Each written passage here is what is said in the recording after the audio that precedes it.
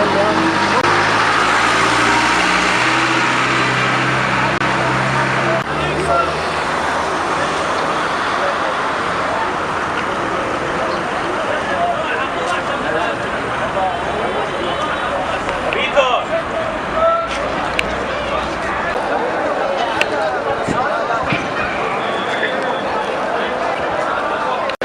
عليكم. السلام. اغلب المؤتمرات لو حضراتكم يمكن خدتوا بالكم منها او لاحظتوها او تابعتوها بتبقى مؤتمرات بتبقى دور المستوى، وفي نفس الوقت ما بتضيفش بل بالعكس بتبقى تاثيرها سلبي. حسب انك بتقدم المؤتمر ازاي. لا غير كده حضرتك الحشد، لا الحشد نفسه، الحشد طبعا ده اترصدت مؤتمرات كتير الحشد فيها ضعيف جدا والكراسي فاضيه والكلام ده كله، فكان مننا ان احنا لازم نعمل حاجه يعني مغايره خالص ونبين الحشد الحقيقي، مش كلام بقى. يعني اولا قلنا هنعمل المؤتمر ده في الصحراء، يعني اللي هيجي هيبذل مجهود، اللي هيجي هيتعب، فعشان كده اللي هيجي ده فعلا مؤيد، فعلا عنده استعداد انه يكون يعني من المعول للبناء. واخد كام؟ بدأنا ننظم. احنا طبعا يعني احنا مجلس القومي ده على مستوى جمهورية مصر العربية، مش على قد القبائل. في قبائل حوالي 35 مليون في مصر. تجمع كبير جدا. 12,000 اكبر مؤتمر اتعمل في مصر كلها كان هذا المؤتمر. كان اول وصلتوا بقى والله احنا دعيناكم. انا كنت في اجتماع في الوزاره والله. وبعدين ودعينا طبعا السيد رئيس الجهاز. هو قال لي هو اللي رئيس الجهاز بالظبط كده. قلت له بقى ادعي حبايبك وكده، حتى هو ده اسمها كنا عاملين ساعتين.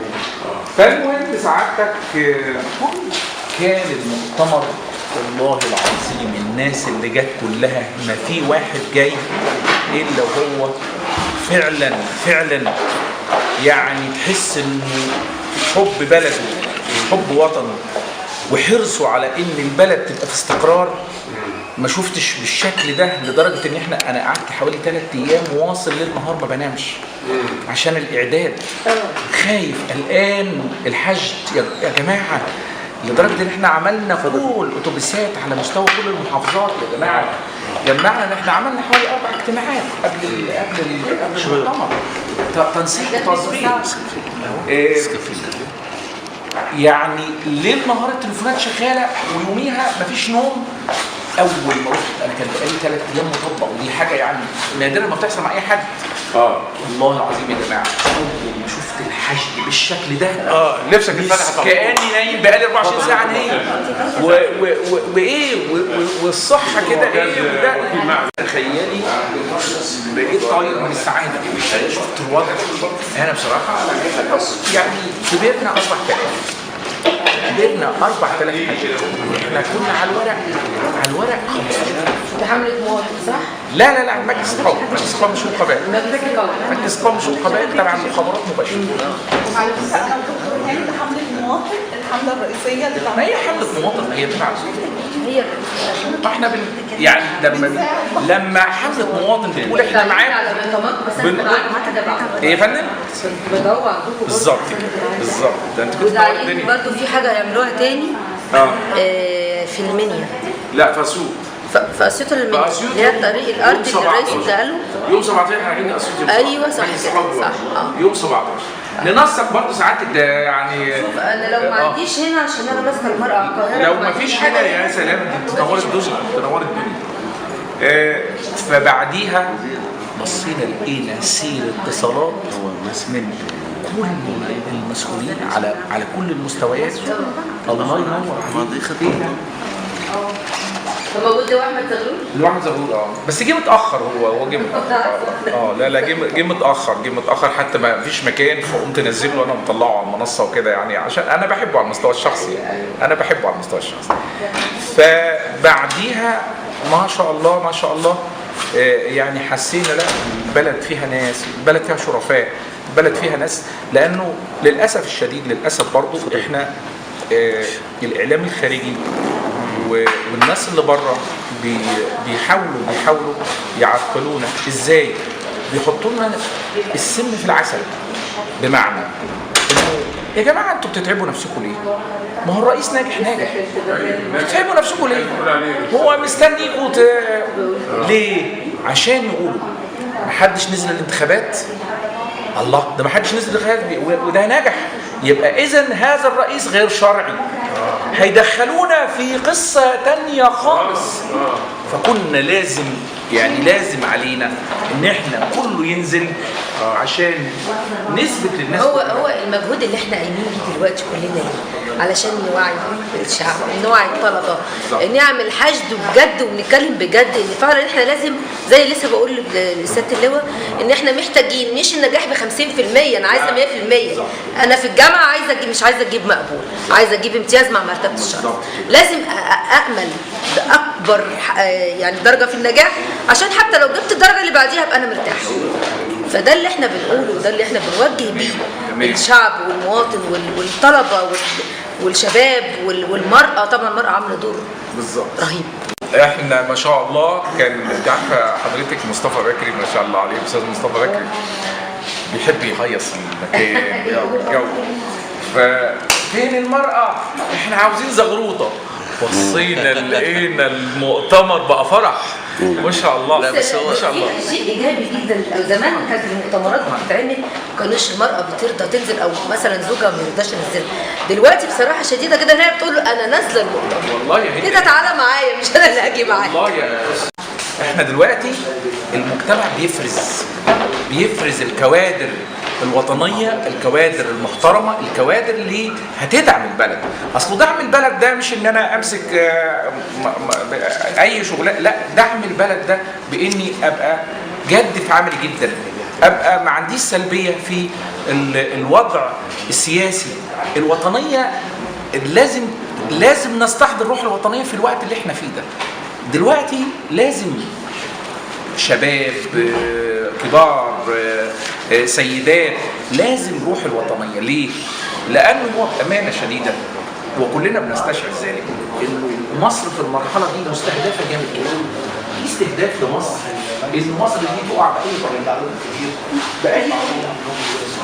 طبعا لازم يكون احنا بقى هنا عندنا الوعي ده. لما نيجي نتكلم مع الناس في الحته دي، انت عاوز الاستقرار ولا عاوز الخطف بتاع زمان، ولا عاوز ان انت من المغرب ما تقدرش تخرج من بيتك؟ الامان والاستقرار ولا الفوضى؟ ما تبقاش سلبي. بدأنا ناخد، خلي بالكم في ناس عندها السلبية عالية برضه، ودي جنبناها. ما ينفعش ان انا اجيب واحد يعني عنده 1 على 10 شك في اللي احنا بنعمله وادخله معانا. ما ينفعش، لان ده هيموت لي الناس اللي معايا او هيحبط الناس اللي معايا. ما هي القصه ايه؟ القصه انه الناس دي يا دكتور بيصدروا لنا الاحباط بكل الطرق. اما الان مع كلمه الشيخ هاني المطر نائب رئيس المجالس القوميه لشؤون القبائل الاسرائيليه.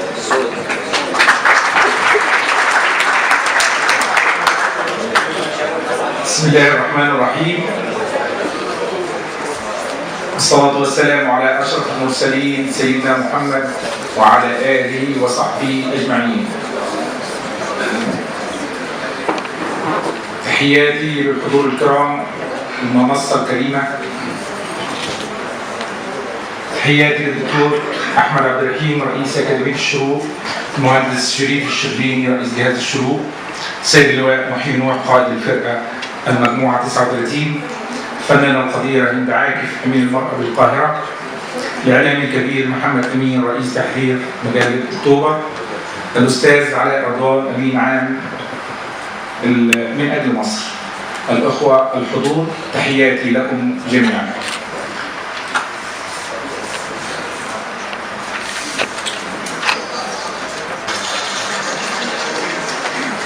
إن اجتماعنا اليوم وفي وسط هذا الجمع الكبير نهدف به توحيد الصف ولم الشمل لجميع المصريين الشرفاء من أجل دعم القيادة السياسية في الانتخابات الرئاسية لفترة الرئاسة الثانية، ودعم قواتنا المسلحة وشرطتنا في حربها على الإرهاب واقتلاعه من جذوره.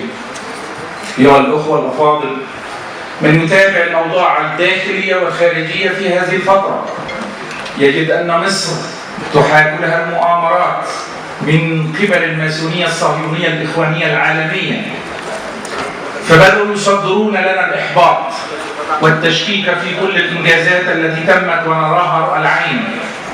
وأطل علينا منذ فترة ليست بالبعيدة المدعو جون ماكين بتصريح فيه هجوم على الانتخابات الرئاسية واصفا إياها بعدم الشفافية.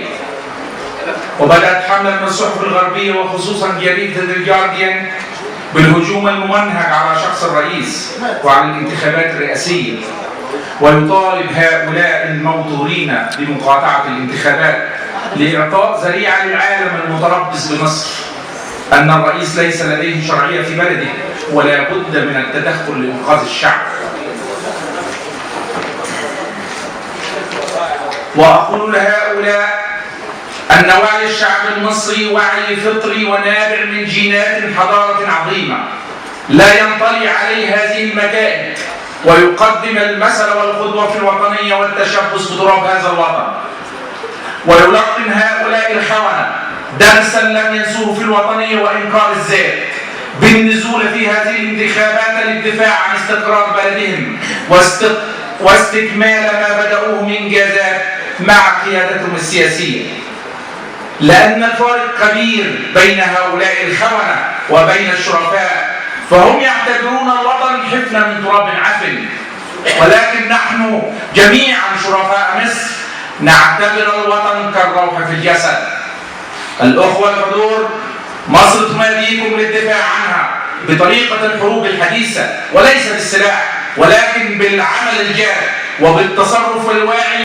مصر أن يبرهنوا للعالم أجمع أن مصر بها رجال أوفياء للوطن لم ولم يخذلوا الرئيس عبد الفتاح السيسي والقوات المسلحة والشرطة، وسوف يكون على العهد يوم الانتخابات حتى تكون عرسا وطنيا يليق بالمصريين أحفاد العظماء، وحتى نفوض الرئيس ليكمل ما بدأه من البناء والتنمية. وفقنا الله لما فيه الخير للبلاد والعباد، والسلام عليكم ورحمة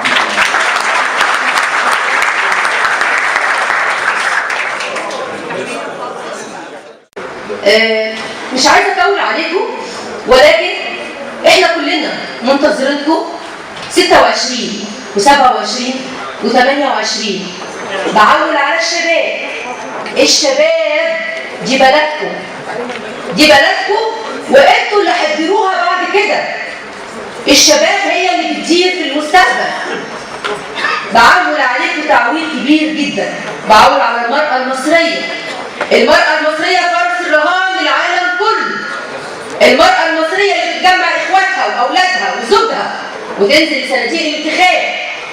اتمنى ان الشباب تحط ايديها في ايدينا، البنت والولد، الشاب والشابه، المرأة والرجل، وفعلا نتحمل المسؤولية ونوضح للعالم كله ان مصر، شعب مصر شعب ايجابي، شعب حاسس برئيسه اللي عمل كتير قوي وبيعمل مشاريع من غير ما يتكلم. الرئيس الدورة اللي فاتت ما كانش بيقول انا هعمل ايه، ولو كان قال محدش كان هيصدقه.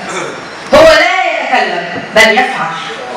فاحنا فعلا شايفين الكلام ده كله، وانا فعلا اتمنى ان احنا نكون متواجدين في صناديق الانتخاب بكثره شديده جدا، نسبه عاليه جدا، عشان تكون في شرعيه. مش هقول ده ناجح وخلاص، لا، انا عايزاه ناجح زي ما قلت، امتياز مع مرتبه الشرف. انزل شارك واحمي بلدك، انزل شارك خليك ايجابي، انزل شارك صوتك امانه، انزل شارك معانا اليوم 26 و27